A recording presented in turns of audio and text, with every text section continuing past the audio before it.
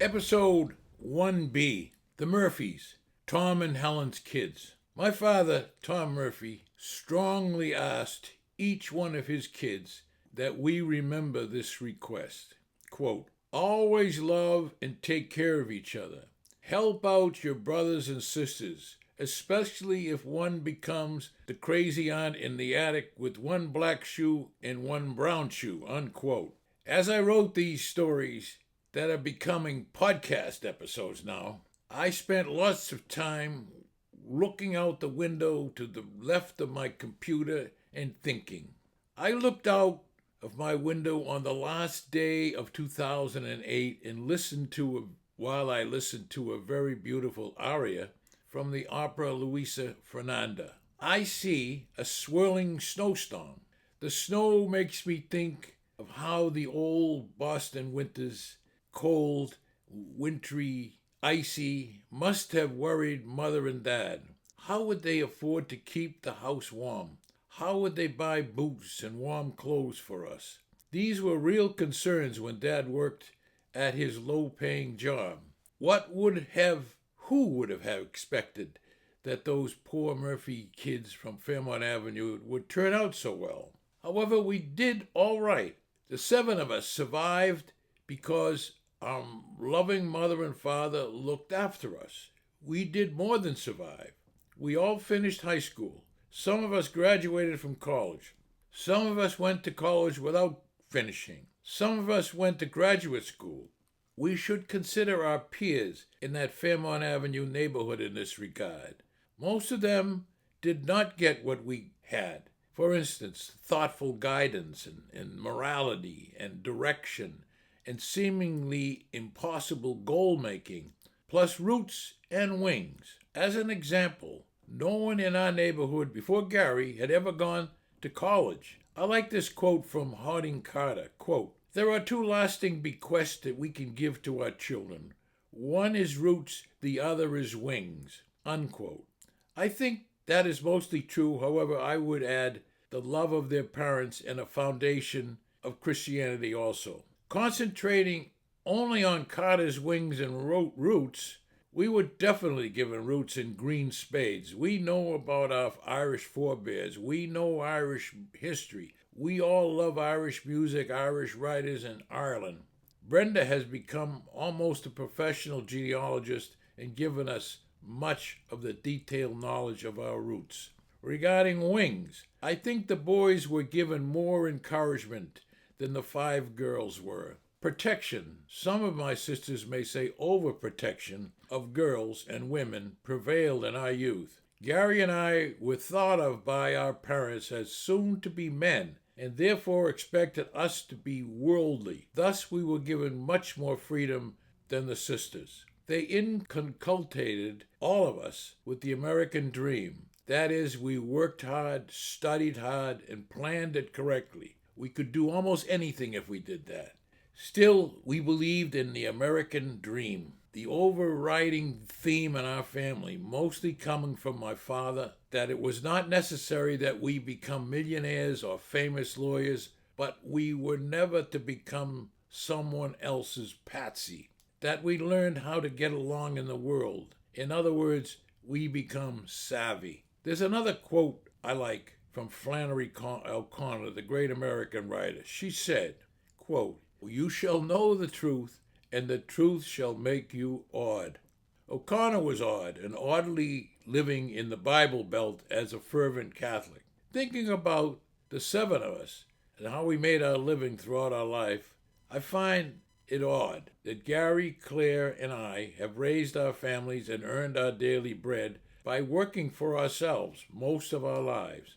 And Maureen, Gail, and Ellen have often worked independently, earning their living. Also, it is interesting that Claire, Ellen, and I all make our living selling second-hand stuff. And we all use the internet to a large extent.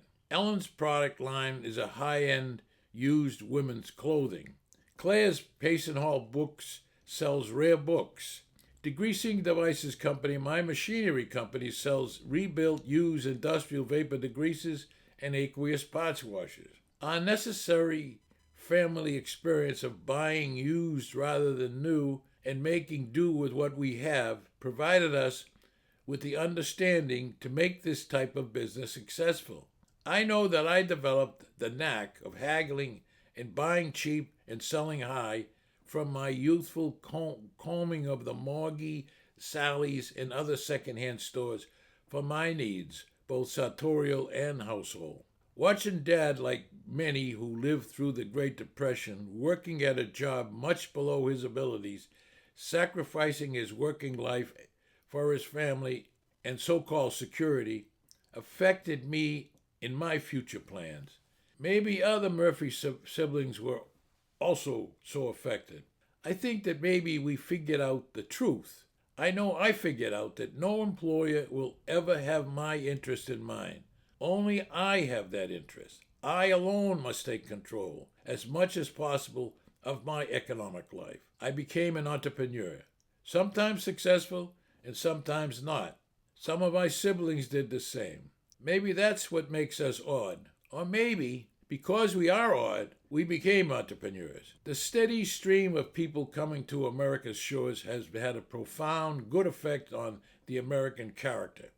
It took courage and flexibility for our two grandparents, Murphy and Dignan, to separately leave Ireland and come to this new country. The other two grandparents, Woods and Milan, were enterprising first-generation Americans from Irish immigrant stock who met here. The American people have been noted for their independence and optimism and for their willingness to take risks and try new things. Think of our whole generation, all of our many cousins, and all of the Murphys and the Milans collaterally as the product of that immigration. All of us are a net plus to America.